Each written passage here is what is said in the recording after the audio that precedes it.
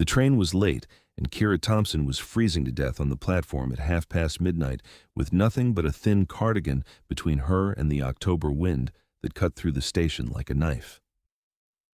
She wrapped her arms around herself, teeth chattering so hard she thought they might crack, watching her breath plume in the frigid air. The platform was nearly empty now, just a few stragglers who looked as miserable as she felt. Her phone had died an hour ago, leaving her unable to call anyone, or even check how delayed the last train really was. She'd been at a gallery opening downtown, one of those pretentious affairs where everyone drank champagne and pretended to understand abstract art, and she'd left her coat in her coworker's car because she'd assumed she'd be home by 10. Stupid. So incredibly stupid. A figure moved at the far end of the platform, and even through her misery, Keira noticed him. It was impossible not to. He stood completely still, which was the first strange thing, because everyone else was shifting from foot to foot or pacing to stay warm. The second strange thing was how he looked. Even from a distance, she could see his hair was stark white, catching the harsh fluorescent lights of the station. Not gray, not blonde. White. And he wore what looked like an expensive black coat that fell to his knees, perfectly tailored. She told herself not to stare, but her gaze kept drifting back. He looked like something out of a period drama, all sharp angles and aristocratic bearing, except he was standing on a grimy subway platform in the middle of the night. When he turned his head slightly, she caught a glimpse of his profile. Pale. Unnaturally so, like porcelain or marble. Another violent shiver racked her body, and she gasped, wrapping her arms tighter. This was ridiculous. She was going to get hypothermia waiting for a train that might not even come. She should call an Uber, except her phone was dead and she had no way to charge it. "You're going to make yourself ill." The voice came from directly beside her, and Keira jumped, stumbling back. The man with white hair was standing less than 3 feet away, and she hadn't heard him approach at all. Not a footstep, not a breath. Up close, he was devastating. That was the only word for it.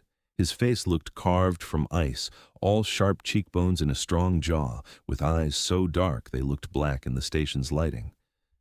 But it was the way he looked at her that made her breath catch, an intensity that felt like being seen through a microscope. "I'm fine," she managed, though her voice shook with cold. "You're freezing." It wasn't a question.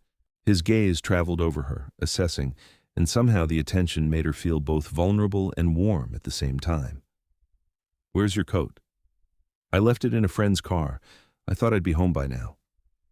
She didn't know why she was explaining herself to this stranger, but something about his presence demanded honesty. He considered her for a long moment, then did something completely unexpected. He shrugged out of his coat with one fluid motion and held it out to her. "Take this." "I can't. You'll be cold."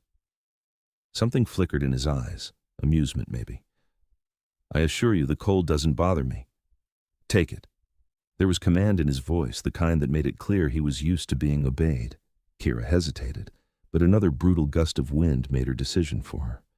She reached out and took the coat, and the moment it settled around her shoulders, she nearly moaned with relief. It was impossibly warm, as if he'd been standing in front of a fire instead of on a freezing platform. And it smelled incredible, like cedar and something darker, more mysterious. "Thank you," she breathed, pulling it tight around herself. It was far too big, drowning her, but she'd never been more grateful for anything in her life. "You're welcome." He stood there in just a white shirt now, seemingly unbothered by the temperature. Not even a shiver, not even a hint of goosebumps on his forearms where he'd rolled up his sleeves. "The train has been canceled. There was an incident further down the line." "What? How do you know?" "I heard the announcement while you were lost in your misery." His lips curved slightly, and the expression wasn't quite a smile, more like the ghost of one. "You should get a taxi. My phone's dead." He reached into his pocket and produced a sleek black phone, unlocked it with a quick gesture, and handed it to her. "Use mine." This was surreal. Standing on a subway platform in the middle of the night, wearing a stranger's coat, about to use his phone. Everything about this felt like it was happening to someone else. But Keira took the phone and quickly called for a car. When she handed it back, their fingers brushed, and the contact sent a shock up her arm. His skin was cool, unnaturally so. "Thank you again, really, for the coat and the phone." She hesitated. I'm Keira, by the way. Lucian. Of course he had a name like that. Elegant, old-fashioned, perfectly suited to someone who looked like a Gothic prince. I should get your coat back to you. Do you have a card or something? I can return it tomorrow. Keep it. I can't keep your coat. It's clearly expensive, and you've been so kind. I have others. His gaze held hers, and there was something hypnotic about it, something that made it hard to look away. Consider it a gift. A gift? We just met. You don't give expensive coats to strangers.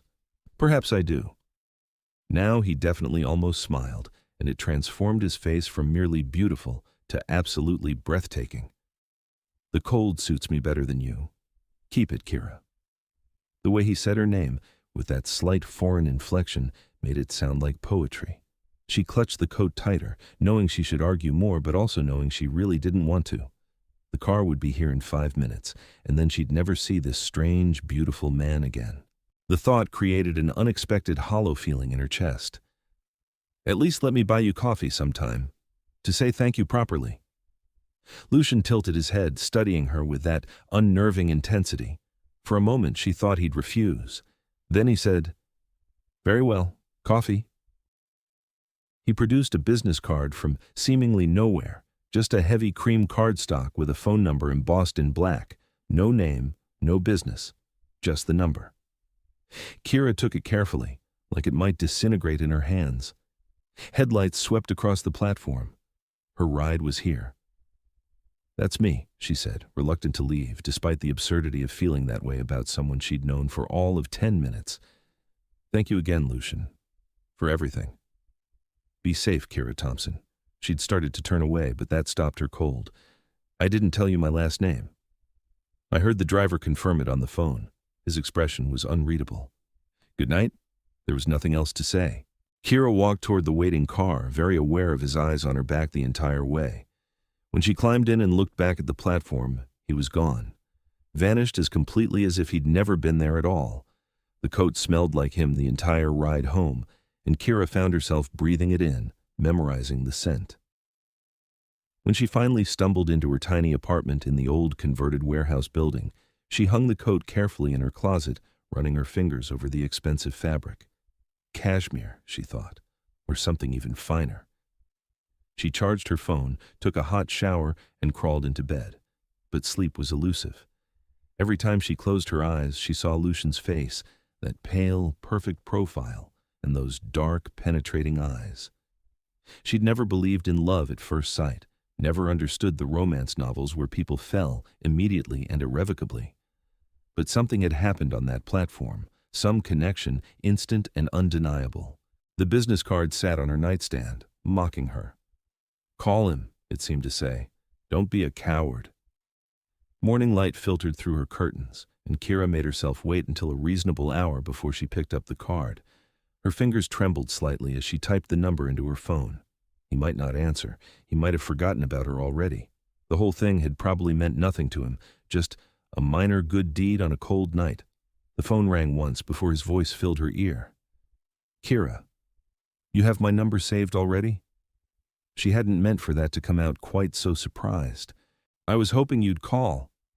There was warmth in his voice that hadn't been there last night, something that made her stomach flip. Are you well this morning? Not frozen solid? Thanks to your coat, I'm perfectly fine. She curled up on her couch, tucking her feet under her. About that coffee, are you free today? For you? I can make myself available. The words shouldn't have affected her so strongly, but they did. Heat crept up her neck. There's a place near the waterfront, Bellamy's. Do you know it? I'll find it. What time? 2? I'll be there. A pause. I'm glad you called, Keira. I'm glad you answered, Lucian. After they hung up, she sat there for a long moment, trying to convince herself this was normal. She was just having coffee with someone. No big deal, except it felt like a very big deal, and she had no idea why. She spent an embarrassing amount of time choosing her outfit, finally settling on dark jeans and a soft blue sweater that made her eyes look brighter. She left her dark hair loose, just a touch of makeup, nothing too obvious. As she was heading out the door, she grabbed his coat from the closet. She should return it, even if he'd said to keep it. Bellamy's was a cozy place with brick walls and mismatched furniture, the kind of coffee shop that attracted artists and students. Keira arrived 15 minutes early, too nervous to be fashionably late, and ordered a chai latte just to have something to do with her hands. She chose a table by the window and watched the street outside. At exactly 2 o'clock, Lucian appeared. He moved through the crowded cafe like water, fluid and graceful, and every person he passed seemed to feel it, turning to look without quite knowing why. In daylight, he was even more striking. The white hair, the alabaster skin, the dark eyes that found her immediately. He wore all black today, a turtleneck and tailored pants that probably cost more than her rent, and the few rays of sunlight that made it through the clouds made him look like he was glowing. "You came," she said as he reached her table, then felt stupid. Of course he came. He'd said he would. "Did you doubt I would?" He slid into the chair across from her with inhuman grace. "I don't know. Maybe. This whole thing feels a little surreal. Because I gave you my coat? Because you materialized on a train platform like some kind of beautiful ghost and saved me from hypothermia with your incredibly expensive coat and your phone and your general knight in shining armor routine." The words tumbled out faster than she meant them to. Normal people don't do that. Perhaps I'm not normal people. There was something in the way he said it, something that made her skin prickle with awareness. Before she could respond, a waitress appeared at their table. She stared at Lucian for a beat too long, clearly dazzled, before managing to ask if he wanted anything. "Nothing, thank you." His attention never left Keira. "You're not going to order? I thought this was coffee." "I'm not particularly fond of coffee, but I am fond of watching you drink yours." The corner of his mouth lifted. "You get a little foam on your upper lip. It's endearing." Kira's face went hot. She grabbed a napkin and wiped her mouth, glaring at him. "You can't just say things like that." "Why not?" "Because we just met, because I don't know anything about you, because you're looking at me like I'm the most interesting thing you've ever seen, and I don't know what to do with that." "Would you like to know things about me?" Lucian leaned forward, elbows on the table. "Ask." "Fine. Where are you from?" "Many places. I've traveled extensively." "That's not an answer." "It's the only answer I have. I was born in Eastern Europe, but that was a very long time ago." "How long?" Something flickered in his eyes. "Longer than you'd believe." This was like trying to nail down smoke. Every answer spawned more questions. "What do you do for work?" "I manage certain interests. Property, investments, businesses that require oversight." "Are you rich?" "Obscenely." He said it without arrogance, just fact. "Does that bother you?" "I don't know yet. Rich people can be awful." "They can," he agreed. "But so can poor people. Cruelty isn't exclusive to any particular tax bracket." "Fair point." Keira sipped her latte, trying to organize her thoughts. "Why did you help me last night? Really?" "Because you were suffering, and I had the means to stop it." His gaze intensified. "And because the moment I saw you, I knew I wanted to see you again." Her heart did something complicated in her chest. "You can't possibly know that from just looking at someone." "Can I?" He reached across the table and his fingers brushed her wrist, cool against her warm skin. "Tell me you didn't feel it too." The recognition. She had. God, she had. It was insane, but standing there on that platform, looking at him, something had clicked into place, like finding a piece of a puzzle she hadn't known was missing, but admitting that felt like jumping off a cliff. "I felt something," she said carefully. "Then we'll explore what that something is." He withdrew his hand, and she immediately missed the contact. "Tell me about you, Keira Thompson. What do you do when you're not freezing on train platforms?" "I'm an art conservator. I work at the Westbridge Museum, restoring paintings mostly. Old ones, damaged ones, bringing them back to life." "You preserve beauty." He looked pleased by this. "That's a noble pursuit." "It's a living, though not a particularly lucrative one, which is why I was taking the subway at midnight instead of an Uber." "Money is overrated," says the man who's obscenely rich. "Fair point." That almost smile again. "But I mean it. I've had wealth and I've had nothing. Neither determines worth." "When did you have nothing?" "A very long time ago." Always that same answer. "A very long time ago." How old was he? He looked maybe 30, but there was something ancient in his eyes, something that suggested he'd seen far more than any 30-year-old should have. They talked for hours, the coffee shop filled and emptied around them, the afternoon light shifting toward evening, and Keira couldn't remember the last time she'd been so engaged in a conversation. Lucian was brilliant, well-read, with opinions on everything from Renaissance art to modern politics. He asked about her work, her life, her dreams, and actually seemed to listen to the answers. But every personal question she lobbed back was deflected with skill, revealing just enough to be intriguing, but never enough to truly explain who he was. "You're very good at being mysterious," she said finally, as the light outside turned gold. "I've had practice." "See? That? What does that even mean?" "It means I've spent a long time learning to guard myself." He looked at her steadily. "But I don't want to guard myself from you, Keira. I want to tell you everything. I'm just not certain you're ready to hear it." A chill went through her that had nothing to do with temperature. "That sounds ominous." "It's not meant to. It's simply the truth." He stood, elegant and fluid. "Walk with me." She should probably go home. She had work in the morning, and she'd already spent 5 hours with this man. But she found herself nodding, gathering her things, slipping into his coat that she'd draped over the back of her chair. It still smelled like him. Outside, the evening was cold but clear, the sky streaked with purple and orange. They walked along the waterfront, the city lights beginning to sparkle across the harbor. Lucian kept close to her side, not quite touching, but near enough that she could feel the coolness of him, like he carried winter with him everywhere he went. "Can I ask you something potentially rude?" Keira ventured. "Always." "Why are you so cold? Your skin, I mean. When you touched me earlier, you were ice cold. Are you sick?" "No, not in any way you'd understand." He stopped walking and turned to face her fully. The dying sunlight caught his face, and for just a second, he looked otherworldly. Not quite real. "Keira, there's something I need to tell you. Something important." Her pulse kicked up. "Okay. I'm not human." The words hung in the air between them. Keira waited for the punchline, but his expression remained serious, intense. "What?"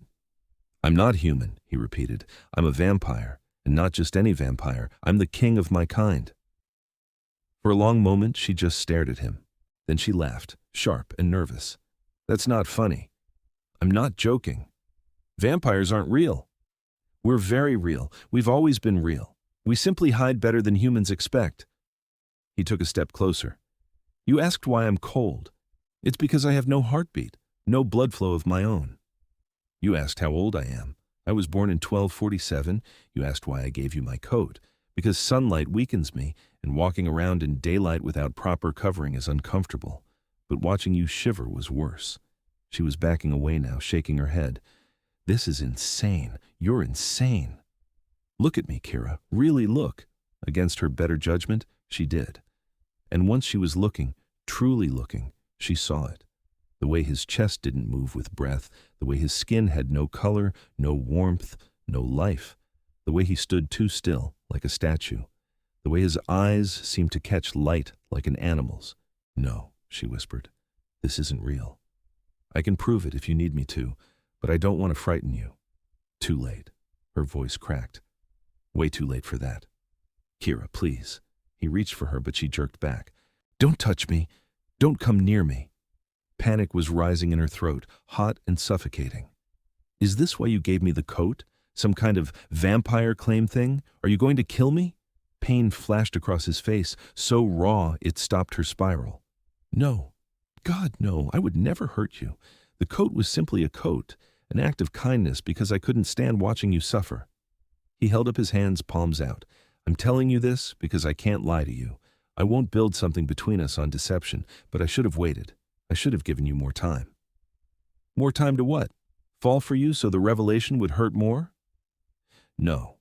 So you'd trust that I'm still the same person who gave you his coat, who wanted to know about your work and your life, who has thought about nothing but you since the moment I saw you on that platform." His voice dropped. "I'm a vampire, yes, but I'm also just a man who's completely captivated by you." The sincerity in his words hit her like a physical force. Keira wrapped her arms around herself, the coat suddenly feeling heavy. "I don't know what to do with this." "You don't have to do anything. Take time, process, run if you need to." He took a careful step back, giving her space. But know this, I will not hurt you. I will not force you. If you decide you want nothing to do with me, I'll respect that, though it will devastate me. You're safe with me, Keira. You'll always be safe with me." She believed him. That was the insane part. Despite everything, despite the impossible revelation, she believed him. "I need to go home." "Of course. Can I call you a car?" "No, I'll manage." She started walking, then stopped. "The coat." "Keep it. I meant what I said. It's yours." She nodded, not trusting her voice, and walked away. She could feel him watching her until she turned the corner and disappeared from view, and only then did she let herself shake apart. The next 3 days were torture. Keira went to work, restored a 17th century portrait, attended a department meeting, and functioned like a normal human being while her brain screamed that vampires were real, that she'd had coffee with the Vampire King, that everything she thought she knew about the world was wrong. She Googled vampires obsessively. Most of it was myth and fiction, but buried in folklore and ancient texts, she found threads of truth. Stories of beautiful, pale creatures who ruled from shadows, references to ancient bloodlines and vampire courts. Nothing definitive, nothing scientific, but enough to make her wonder. The coat hung in her closet, and every time she saw it, her chest ached. She should throw it away, burn it, forget Lucian existed, but she couldn't make herself do it. On the 4th night, she broke. She pulled out his card and called before she could second-guess herself. He answered on the first ring. Keira. Just her name, but it carried so much weight, relief, hope, fear. "I'm not okay with this," she said without preamble. "I'm not okay with vampires being real, or with you being an ancient king, or with any of this. I understand. But I can't stop thinking about you, and I need to know more. I need to understand." "What do you want to know?" "Everything, but not over the phone." She took a breath. "Can you come here? Give me your address. I'll be there in 20 minutes. She did, then spent those 20 minutes pacing her apartment and questioning every life choice that had led to this moment. When the knock came, soft and precise, she nearly jumped out of her skin. Lucian stood in her doorway, and even knowing what he was, her traitorous heart still leapt at the sight of him. He wore dark gray tonight, his white hair pulled back, and he looked like a prince from a Gothic fairy tale. "Come in," she said, stepping aside. He entered slowly, taking in her space with those keen eyes.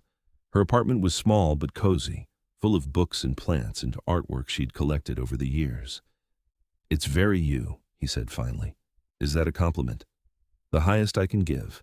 Keira gestured to the couch, and they sat at opposite ends, the space between them feeling vast. Now that he was here, she didn't know where to start. "Ask," Lucian said gently. "Whatever you need to know." "Do you drink blood?" "Yes. It's how we survive." "Human blood?" "Sometimes, but we have laws. We don't kill and we don't take without permission. There are donors, people who give freely. And we can subsist on animal blood if necessary, though it's not ideal." "Have you killed people?" "Yes." No hesitation, no excuses. "In the early days, before our laws were established, I did things I'm not proud of. But that was centuries ago. I've spent the last 300 years building a society where my kind can exist without causing harm." "You said you're a king." "I am. We have a structure, a government of sorts. I rule over the vampire population in this region. I make laws, settle disputes, ensure we remain hidden from human awareness. Why stay hidden? Because humans fear what they don't understand. And fear leads to violence. We've seen it before, centuries ago. Witch hunts, inquisitions. They were often vampire hunts in disguise. We learned to hide, to blend in, to seem like myth rather than reality. Keira processed this, her mind racing. How many of you are there? More than you'd think, less than you'd fear. We keep our numbers controlled. Turning a human is a serious decision, not taken lightly. Can you turn people into vampires? I can. Most vampires can, after a certain age. But it's forbidden without explicit permission from both the human and the ruling authority. Me, in this case. What are the rules? Consent. Always consent. No turning children, ever. No killing for sport. No exposing our existence unnecessarily. We police ourselves harshly. Those who break our laws face severe consequences. Like what? Execution, typically. We can't afford rogues. The casual way he said it sent a shiver through her. This was a world of violence and power, hidden just beneath the surface of her ordinary life. What about the sunlight thing? Does it kill you? No, that's mostly myth, but it weakens us significantly. Burns our skin if we're exposed too long.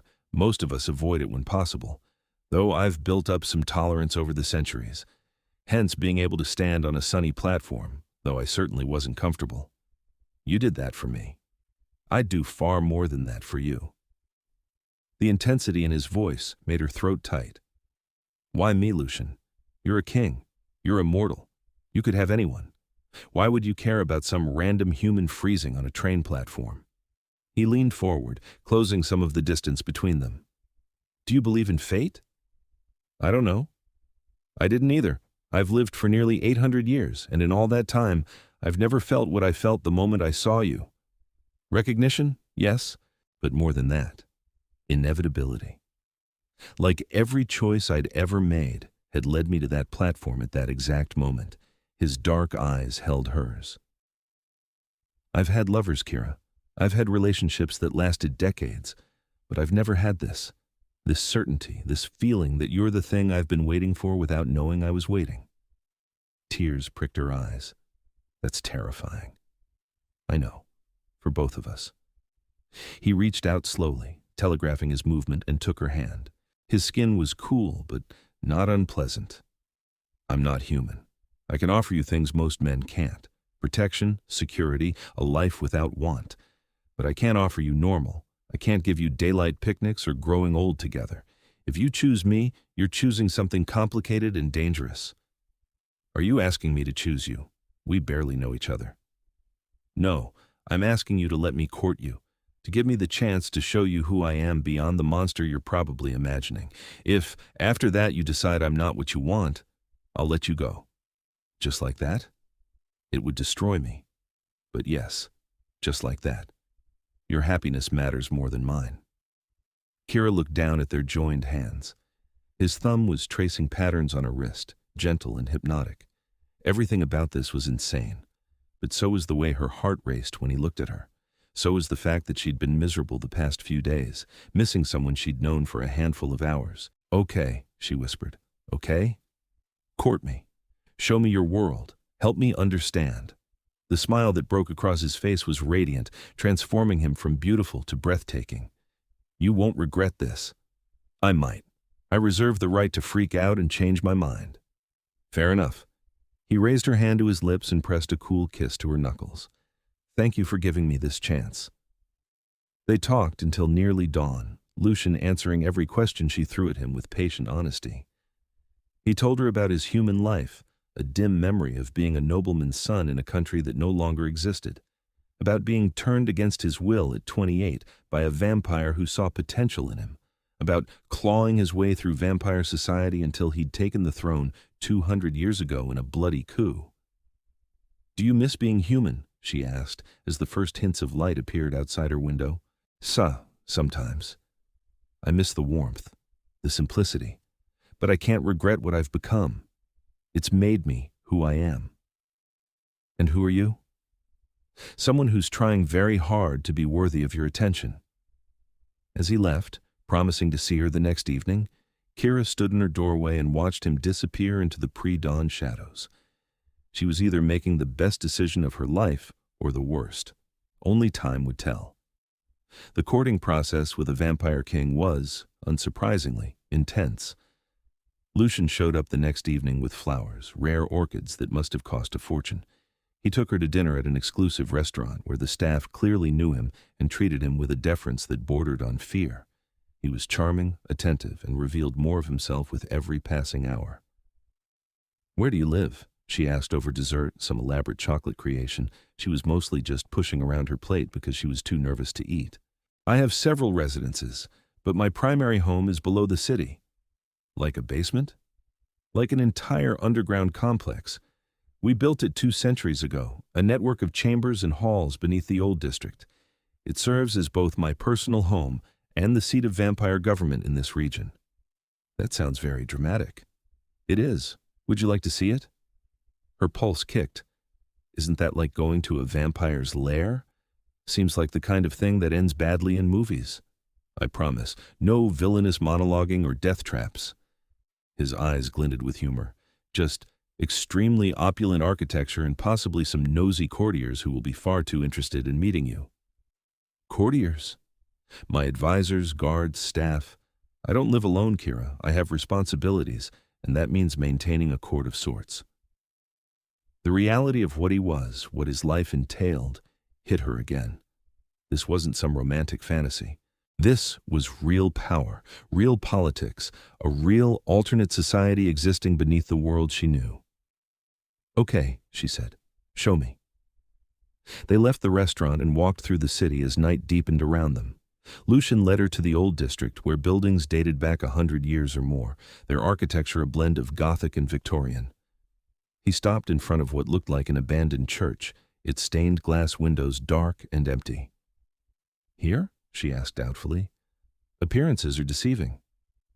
He produced an ornate key and unlocked the heavy wooden doors. Inside, the church was gutted, empty except for debris and graffiti. But Lucian walked confidently to the altar and pressed something that made a section of floor slide back, revealing stone stairs descending into darkness. Definitely a vampire lair, Keira muttered, but she took his offered hand and let him lead her down. The stairs went deeper than she expected, and the temperature dropped with every step. Just when she was about to ask how much farther, they emerged into a vast chamber that stole her breath. It was beautiful. No other word sufficed. The space looked like something out of a palace, with vaulted ceilings, elegant archways, and chandeliers that cast warm light over everything. The walls were stone but hung with tapestries and artwork that she recognized as genuinely ancient. Furniture that looked both antique and impeccably maintained filled the space, creating areas for conversation or contemplation. And everywhere, the details. Carved banisters, inlaid floors, stained glass panels that glowed from internal lighting. This is incredible, she breathed. This is just the entrance hall. The complex extends for nearly a mile in all directions. He looked pleased by her reaction. Come, let me give you the tour. He led her through room after room, each more impressive than the last. A library with floor-to-ceiling shelves full of books in dozens of languages. A gallery displaying artwork she was certain belonged in museums. A throne room with an actual throne, black marble and silver, imposing and beautiful. Living quarters for various residents. Training rooms where vampires apparently sparred. A council chamber with a long table and high-backed chairs. And they weren't alone. She caught glimpses of others, pale figures with white hair and dark eyes, who watched her with curiosity and something that might have been wariness. Lucian introduced her to a few. Seraphine, his second in command, a stunning woman with sharp features who looked Keira over like she was calculating her worth. Dorian, his head of security, a massive man who nodded respectfully but said little. Cassia, his chief advisor, whose eyes were kind despite her intimidating presence. They all treated Lucian with absolute deference, and seeing him in this context made Keira realize the scope of his power. He wasn't just some vampire. He was their king, their leader, and they would die for him without question. Are you overwhelmed? Lucian asked when they finally reached his private chambers, a suite of rooms that were elegant and masculine, full of dark wood and rich fabrics. Completely. This is so much more than I imagined. Is it too much? She looked at him, really looked. He stood in his own space, surrounded by centuries of collected treasures, dressed in expensive clothes, every inch the immortal king. But his expression was vulnerable, waiting for her judgment. It's not too much, she said. It's just a lot to process. Your life is so different from mine. It doesn't have to be. I live in both worlds, Keira. I manage human businesses, I attend gallery openings, I exist in your world as much as mine. I can give you both. Why would you want to? I'm nobody. I'm a museum conservator who takes the subway and can barely afford my rent. What could I possibly offer you? He crossed to her in 2 strides and cupped her face in his cool hands. You offer me something I haven't had in 8 centuries. Hope. The possibility of feeling something real again. Every moment with you reminds me what it was like to be human, to want something with absolute certainty. His thumb brushed her cheek. You're not nobody. You're everything. and then he kissed her. It was gentle at first, testing, his cool lips against her warm ones. But when she responded, winding her arms around his neck, it deepened into something desperate and consuming. He tasted like winter and darkness, and kissing him felt like falling and flying at once. His hands slid into her hair, tilting her head for better access, and she made a sound she'd be embarrassed about later, but couldn't control in the moment. When they finally broke apart, both breathing hard, Keira felt dizzy. Wow. Wow, he agreed, his voice rough. I've wanted to do that since the moment I saw you. On the platform. The second you looked at me with those defiant eyes while shivering hard enough to shatter. I wanted to warm you up in every possible way. Heat flooded her face. You can't just say things like that. I seem to recall you saying that before. And yet, I continue saying them. Perhaps I'm unteachable. He was smiling, though, and it made him look younger, less like an ancient king and more like a man falling in love. Stay with me tonight, he said softly. Not for anything more than sleeping. I just want you close. She should say no. This was moving too fast. But she found herself nodding, and his smile grew brilliant. They lay together in his enormous bed, Keira tucked against his side. He didn't sleep, he'd explained. Vampires didn't need to. But he held her while she drowsed, his fingers tracing patterns on her arm, and she'd never felt safer in her life. Over the following weeks, they fell into a rhythm. Keira went to work during the day, and Lucian appeared every evening to sweep her into his world. Sometimes they stayed in her apartment, cooking dinner together while he watched with amusement since he couldn't eat. Sometimes they went out, always to places where he was known and welcomed. And sometimes they went back to his underground realm, where she was slowly being integrated into vampire society. It wasn't always smooth. Some vampires resented her presence, viewing her as a weakness for their king. Others were curious, treating her like an exotic pet. But Lucian was fiercely protective, making it clear that any disrespect toward her would be met with severe consequences. "Do you have enemies?" she asked one night while they walked through his underground gardens, an impossible feat of engineering that somehow allowed plants to grow without sunlight. Many, both in the vampire world and outside it. "Should I be worried?" "I won't let anything happen to you." His hand tightened on hers. "But I'd be lying if I said there was no danger. There are those who would use you to get to me." "What kind of people?" "Other vampire factions who disagree with my leadership. Hunters who've made it their mission to destroy our kind. Supernatural creatures with old grudges." He stopped walking and turned to face her. "I need to know you understand what being with me means. You'll have guards. Your movements will be monitored for safety. Your life will change fundamentally." "Is that why you haven't asked me to move in with you?" "Partly. And partly because I don't want to rush you. Once you're fully in my world, it will be harder to leave." "What if I don't want to leave?" His eyes darkened. "Then I'll spend every day making sure you never regret that choice." She pulled him down for a kiss, and he responded immediately, backing her against an ancient oak tree and kissing her like she was air and he was drowning. They hadn't gone beyond kissing yet, both seemingly content to take things slow despite the intensity between them. But it was getting harder to stop, harder to pull away when everything in her wanted to fall into him completely. "Keira," he murmured against her lips, "you're testing my control." "Maybe I want to. Not here, not in the gardens where anyone could see." He pulled back, breathing unnecessary breaths just to center himself. "When I have you properly, it will be in private, where I can take my time learning every inch of you." The promise in his words made her shiver. Is that a vampire king decree? That's a man who's completely obsessed with you, telling you exactly what he intends to do when you're ready. "I might be ready. You might be. But I want you certain." He kissed her forehead gently. "I've waited 800 years. I can wait a little longer." But the universe, apparently, had other plans. It happened fast. One moment Keira was leaving work, walking to the subway in the early evening. The next, a black van screeched to a stop beside her and hands grabbed her, yanking her inside before she could scream. A cloth pressed to her face, chemical sweet, and the world went gray. She woke in darkness, her head pounding. When her eyes adjusted, she realized she was in some kind of warehouse, tied to a chair. Fear hit her like a physical blow, But she forced herself to breathe, to think. Lucian had said there were enemies, had said there was danger. She'd understood intellectually, but now it was real. Footsteps echoed on concrete. A figure emerged from the shadows, and Kira's breath caught. The man was vampire, she could tell. White hair, pale skin. But his eyes were red, not dark like Lucian's, and there was something wrong about his face, something cruel. Awake. Good. His voice was accented, Eastern European, maybe. I was beginning to think we'd used too much sedative. Who are you? My name is Constantine. And you, little human, are going to help me kill your precious king.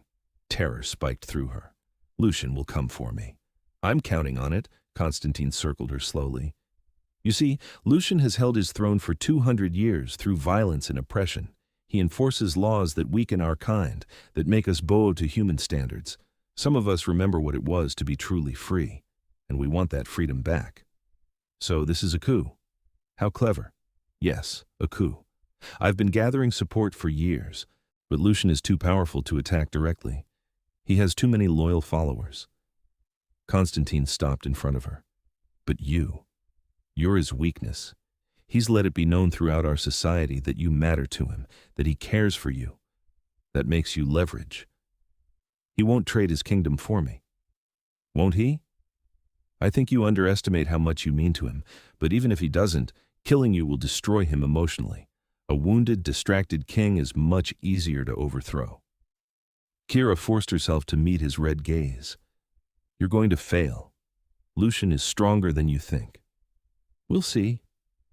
Constantine left her alone after that, and Keira spent what felt like hours trying to work her bonds loose, but they were tight, cutting into her wrists. She fought down panic, tried to think. Lucian would notice she hadn't come home. He'd look for her. He'd find her. She had to believe that. When Constantine returned, he wasn't alone. 3 other vampires flanked him, all with that same wrongness about them, that cruelty. And they were dragging someone. Another vampire, this one beaten and bleeding. Look what we caught, Constantine said cheerfully. One of Lucian's loyal dogs, sniffing around where he shouldn't be. The vampire raised his head, and Keira recognized Dorian, the head of security. His face was a mess of bruises, but his eyes were alert. Your Majesty knows, Dorian said, ignoring his captors. He's coming. Let him come. Constantine's hand tangled in Dorian's white hair, yanking his head back. We're ready. Then he tore Dorian's throat out. Keira screamed. She couldn't help it. The violence was shocking, brutal, and Dorian's body crumpled to the ground, bleeding silver blood that looked wrong in the dim light. That's what happens to traitors, Constantine said, wiping his mouth, and that's what will happen to your king. But before anyone could respond, the warehouse exploded with motion. Shadows poured through every entrance, and suddenly the space was full of vampires. Fighting erupted immediately, vicious and fast. Keira couldn't track it all, could barely process what she was seeing. Then, Lucian was there. She'd never seen him like this. He moved like death itself, elegant and unstoppable, cutting through Constantine's forces with a violence that should have been terrifying, but instead was beautiful. He was defending her, protecting her, and the sheer power he wielded took her breath away. Constantine tried to run, but Lucian caught him, slamming him against the concrete wall hard enough to crack it. You touched what's mine. She's made you weak, Constantine spat. No, she's made me have something to fight for. There's a difference. And then Lucian did something Keira couldn't quite see, too fast to follow, and Constantine was ash. The fighting stopped. The few remaining rebels were being restrained by Lucian's forces, and Lucian was crossing to her, his face transforming from violence to concern in a heartbeat. Keira, God, Keira. He had her bonds cut in seconds, pulling her into his arms. Are you hurt? Did they hurt you? I'm okay, just scared. Lucian, Dorian. I know, I saw. Pain flashed in his eyes. He died protecting information about you. He'll be honored. I'm so sorry. This is my fault. No. He pulled back to look at her, his hands framing her face. This is Constantine's fault. He chose this path. You're the victim here. You came for me. Did you think I wouldn't? Keira, I would burn this entire city to find you. I would slaughter armies. You're everything. She kissed him, desperate and relieved and still shaking with adrenaline. He responded immediately, holding her like she might disappear. When they finally broke apart, Seraphine was there, looking grim. "Your Majesty, we need to secure the area and deal with the prisoners." "Handle it. I'm taking Keira home." "Your home or hers?" "Mine. She'll be safer there." Keira didn't argue. She let Lucian lift her, carrying her with ease as he navigated back to his underground realm. Once there, he took her to his chambers and ran her a bath, taking care of her with a gentleness that contrasted sharply with the violence she'd witnessed. "I saw you kill him," she said as he helped her into the warm water. "Constantine, He was ash. I'm old enough and strong enough that my touch is fatal to younger vampires if I choose. It's a power that comes with age." He knelt beside the tub, his expression troubled. "I'm sorry you had to see that." "I'm not. I don't love violence, but he was going to kill me. Kill you. I'm glad he's gone." She reached for his hand. "Does that make me a bad person?" "It makes you human. We're not built for pacifism when our lives are threatened." He brought her hand to his lips. "I failed to protect you. I'll never forgive myself." "You didn't fail. You saved me. I should have anticipated this. Should have had better security on you." "Lucian." She waited until he met her eyes. "You can't protect me from everything. Bad things happen. But you came when I needed you. That's what matters." "I could lose you." His voice broke. 800 years, and I've never felt fear like this. The thought of something happening to you. I'm here. I'm safe." She tugged him closer. "Stay with me." He did, sitting beside the tub and talking softly while she soaked. Later, wrapped in one of his shirts that fell to her knees, she curled against him in his bed and let the events of the day finally crash over her. She cried, great heaving sobs, and he held her through it, murmuring reassurances in languages she didn't understand, but felt comforted by anyway. "I don't want to go back to my apartment," she said when she could finally speak. "I want to stay here. With you." "Are you certain? This is a big step." "I've never been more certain of anything. I love you, Lucian." The words hung in the air. She hadn't meant to say them, not like this, not tonight. But they were true, and keeping them in felt impossible. "Say that again," he whispered. "I love you. I'm terrified, and I'm in over my head, and I don't understand half of your world yet, but I love you. I want to be with you, properly, fully. Keira." He kissed her, slow and deep. "I love you. I've loved you since that moment on the platform when you looked at me like I was your salvation. I'll love you until the stars burn out." That's a long time for a vampire. Not long enough. They made love that night, slow and careful, Lucian treating her like something precious while also letting her see his need, his desire, his absolute devotion. Afterward, wrapped in his arms, Keira felt something settle into place. This was right. This strange, impossible love was the most right thing in her life. "What happens now?" she asked sleepily. "Now you move in properly. We adjust to living together. I probably have to deal with political fallout from Constantine's attempted coup." He paused. "And eventually, if you want, we discuss the possibility of turning you." That woke her up. "Making me a vampire?" "Only if you want it. There's no pressure. But if you stayed human, I'd have perhaps 60 more years with you before age took you. If you became vampire, we'd have eternity. That's a huge decision. I know, which is why we're not making it tonight or next week or even next year. It's something to think about, to discuss, but I wanted you to know it's an option." He kissed her temple. "Whatever you choose, however long we have, I'm grateful for every moment." The next few months were an adjustment. Keira moved into Lucian's underground realm, and her life transformed completely. She still worked at the museum, but now she had guards discreetly following her. She learned vampire politics, the intricate dance of alliances and power. She met other supernatural creatures, discovering a whole world that existed alongside humanity. And she fell deeper in love with Lucian every single day. He was everything. Protective but not controlling, giving her space when she needed it and being there when she didn't. He introduced her to his world while also making time for hers, attending museum functions and meeting her friends. He was patient with her questions, honest about his past, vulnerable in ways that he said he'd never been before. And the question of turning sat between them, unspoken most of the time but always present. It was Seraphine, surprisingly, who brought it up directly. Keira had been helping catalog some of the ancient texts in the library when the second-in-command appeared, elegant and intimidating as always. "May I speak frankly?" Seraphine asked. "You're asking permission? That's new." A hint of a smile.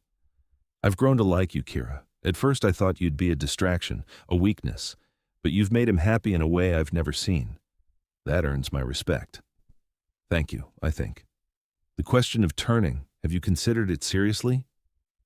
Keira set down the ancient book she'd been examining. "Every day. But I don't know how to make that choice. How do you decide to stop being human? You weigh what you're giving up against what you're gaining. You'd lose sunlight, the warmth of human connection, the simplicity of mortality. You'd gain strength, time, and forever with someone who loves you absolutely." Seraphine leaned against the table. "I was turned 300 years ago. I don't regret it, but I also don't remember much of my human life. That fades, given enough time." "Does it bother you? Forgetting?" "Sometimes, but I've built new memories, better ones." She paused. "If you do this, do it for yourself, not just for him. Eternity is too long to live with regrets." The conversation stayed with Keira, churning in her mind. She started paying more attention to the vampires around her, seeing how they moved through the world. They were powerful, yes, but also isolated in ways humans weren't. They couldn't have children, couldn't experience certain human joys, and they carried the weight of centuries, memories, and losses that accumulated like stones. "I want to talk about turning," she told Lucian one evening as they lay tangled together. He went still. "All right. What would the process be like?" "Painful. I won't lie about that. I'd drain you nearly to death, then you'd drink my blood. The transformation takes 3 days, and they're not pleasant. You'd be in agony as your body died and reformed, but I'd be with you the entire time." "And after?" "After you'd be newborn, stronger than humans but weaker than older vampires. You'd need to feed regularly, learn control. I'd teach you everything. It would take decades to fully adjust, but you'd have support. Would I change, personality-wise?" "Some things intensify. If you're prone to anger, that might become harder to control. If you're naturally compassionate, that deepens too. But fundamentally, you'd still be you, just the vampire version." Keira traced patterns on his chest. "I'm scared." "I know. It's terrifying. And if you decide you don't want it, that's okay. I'd rather have 60 years with you as you are than an eternity with someone who resents what they've become." "What if I'm not ready now but might be later?" "Then we wait." "Keira, there's no deadline on this. You have years to decide." But did she? She was 27 now. If she waited until she was 40 or 50, would she regret not having done it younger? Would Lucian still want her when she was old and he was eternally beautiful? As if reading her thoughts, he said, "I'll love you at 80 the same as I love you now. Age doesn't change what we have." "You say that now." "I say it always." He rolled to pin her beneath him, his weight comforting. "You could go gray, lose teeth, need a walker, and I'd still think you're the most beautiful thing I've ever seen. Because it's not your human body I love, though that's certainly delightful. It's you. Your mind, your heart, your soul. Those don't age." She pulled him down for a kiss, pouring everything she felt into it. When they broke apart, she said, "I think I want to do it." "When?" "Soon, before I lose my nerve." His eyes searched hers. "Are you absolutely certain? This isn't something we can undo." "I'm certain. I want forever with you, Lucian. I want to see your world, all of it, without the limitations of a human lifespan. I want to be your equal, not something fragile you have to protect. You're already my equal. Then I want to be your equal in every way that matters to your society." She cupped his face. "Turn me, make me yours, completely." The process of getting permission from the Vampire Council was surprisingly bureaucratic. Keira had to appear before them, answer questions about her understanding of what she was choosing, confirm repeatedly that this was her decision and not coercion. They were stern, these ancient vampires, but ultimately approved the request. Preparations were made. A special chamber was set up, comfortable and private, where she'd go through the transformation. Medical equipment, though, vampires didn't typically need it, just in case.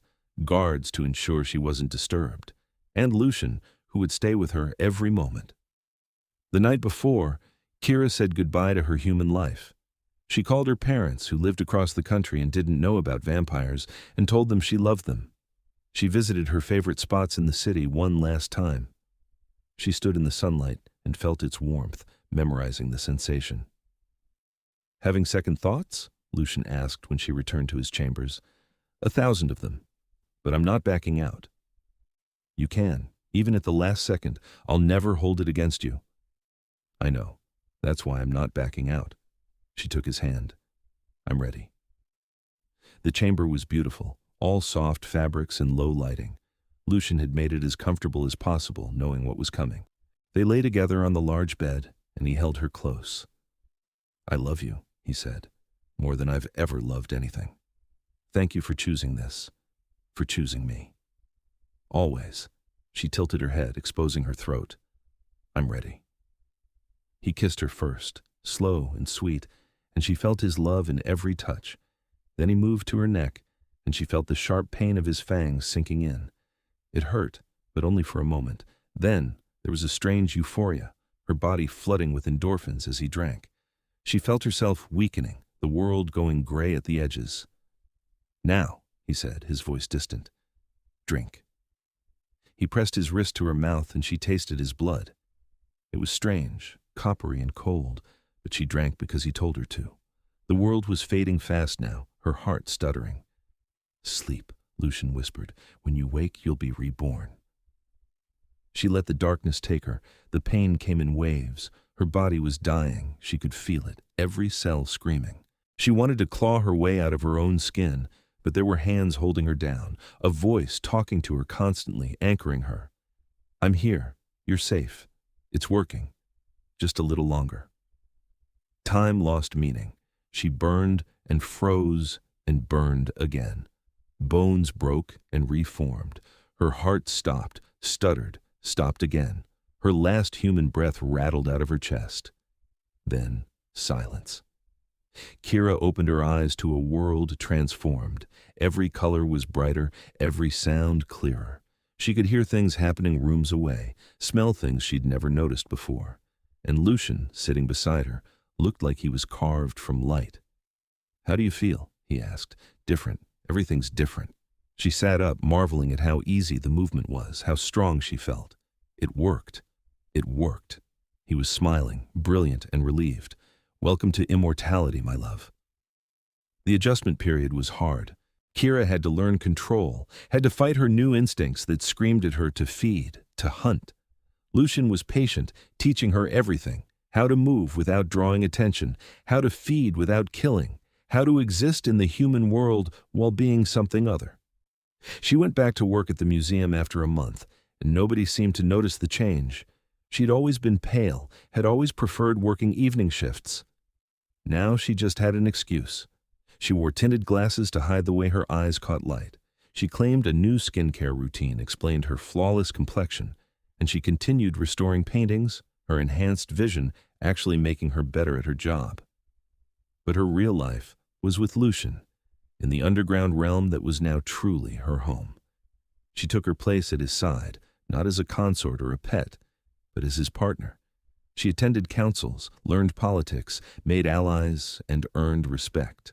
And slowly, over months that became years, she stopped being the human who'd been turned and became simply Keira, the vampire queen in all but title. "Marry me," Lucian said one evening, 3 years after her turning. They were in the gardens, her favorite place in the underground. She'd been examining a rare flower, marveling at how her vampire sight let her see colors humans couldn't, when he spoke. "What?" "Marry me.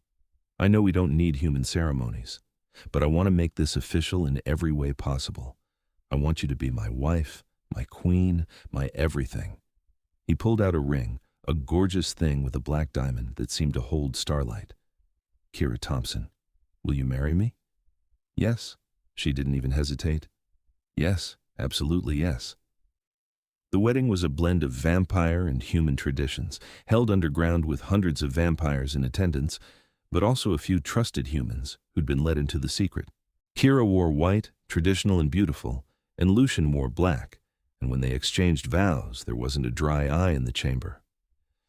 "I promise to love you through eternity," Lucian said, holding her hands, "to stand beside you through every challenge, to never take for granted the gift of your presence in my life. You saved me, Keira. You gave me a reason to be more than just a king. You made me want to be a man worthy of your love." "I promise to love you with everything I am," Keira replied, tears streaming down her face. "To build a life with you that's full of joy and purpose. To never regret the choice I made, because it brought me to you. You showed me a world I never knew existed. You taught me that love can be eternal and real and powerful enough to change everything." They kissed as husband and wife, and the assembled crowd erupted in applause. Years became decades. Keira grew into her power, becoming a respected figure in vampire society. She and Lucian ruled together, making changes that modernized their world while honoring tradition. They weathered challenges and celebrated victories. And through it all, their love only deepened. On the 50th anniversary of the night they met, Lucian took her back to that subway platform. It was the middle of the night, and the station was empty. "Do you ever regret it?" he asked, standing where he'd stood that first time. "Giving up the sun for me?" Keira thought about it seriously. She did miss certain things, feeling warmth without having to seek it out, the simple ease of being human. But then she thought about everything she'd gained: strength, time, purpose, a love that transcended mortality. "No," she said, wrapping her arms around him. "I don't regret a single moment. You were right that first night. It was fate. We were meant to find each other." "I gave you my coat," he said, smiling at the memory. "And you let me keep it, along with your heart. Always, for eternity." They kissed there on the platform where it had all begun, two immortal beings who'd found each other against all odds. The trains didn't run anymore, the station scheduled for demolition. But for this moment, it was theirs. A monument to the night, a freezing human borrowed a vampire king's coat and changed both their lives forever. When they finally pulled apart, Lucian said, "Ready to go home?" "Always," Keira replied, taking his hand. "As long as home is wherever you are." They walked out of the station together, partners in every sense, king and queen of a hidden world, immortal and utterly, completely in love. The city lights sparkled around them, humans rushing past without seeing the two vampires in their midst, and everything was exactly as it should be. Their story, born from a chance meeting on a cold platform, had become legend in vampire circles. The king who'd given his coat to a stranger and found his eternal love. The human who'd been brave enough to choose immortality for the man she loved. It was romantic and improbable and absolutely true. And they lived, happily and eternally, in a love that proved some things were worth any sacrifice, any risk, any leap of faith into the unknown. All it took was a cold night, a warm coat, and two souls recognizing each other across the divide of mortality and forever. The end came not with an ending, but with a continuation, their story ongoing, their love unbroken, their eternity just beginning. Because some love stories don't end, they just keep going, deeper and truer with every passing year, until love itself becomes eternal. And in a hidden chamber beneath the city, if you knew where to look, you'd find a coat hung carefully in a place of honor. Black cashmere, perfectly preserved, a reminder of the night everything changed. Lucian had retrieved it from Keira's old apartment before she'd turned, wanting to keep that piece of their beginning. Sometimes, when the weight of immortality felt heavy, they'd stand together and look at it, remembering who they'd been and marveling at who they'd become. The coat had been a gift, a simple act of kindness on a freezing platform, but it had become so much more.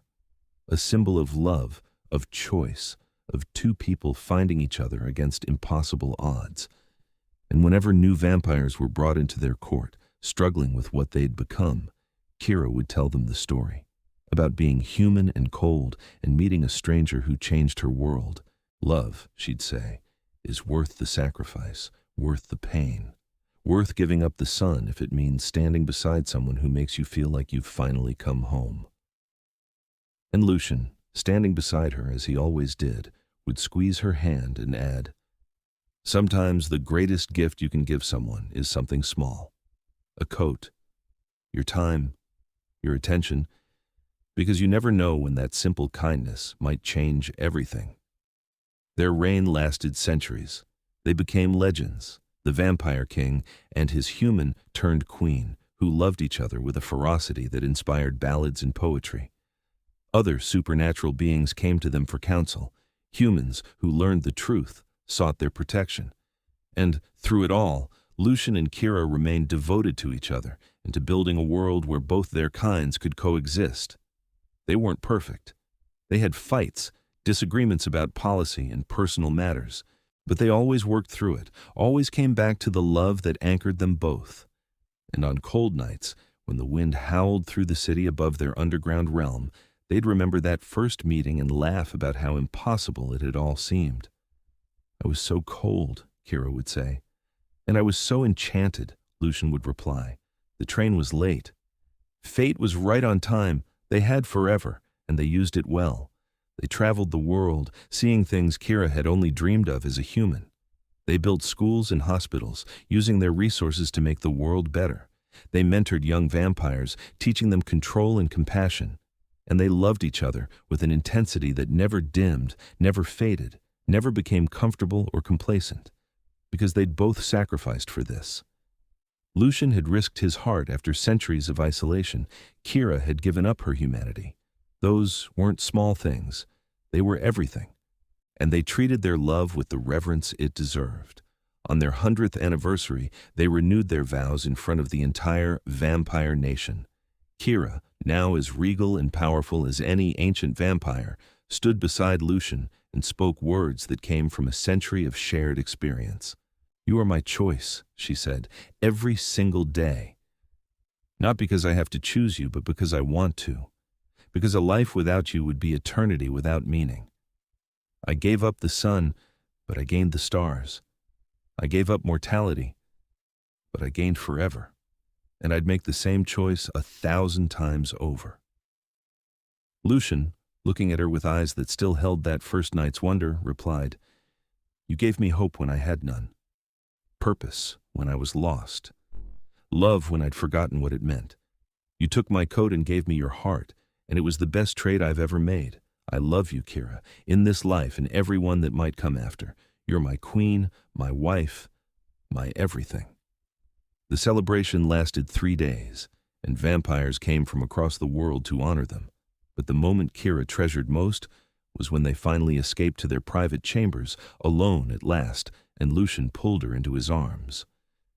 100 years, he murmured against her hair. "And hopefully 1,000 more," she replied. "At least."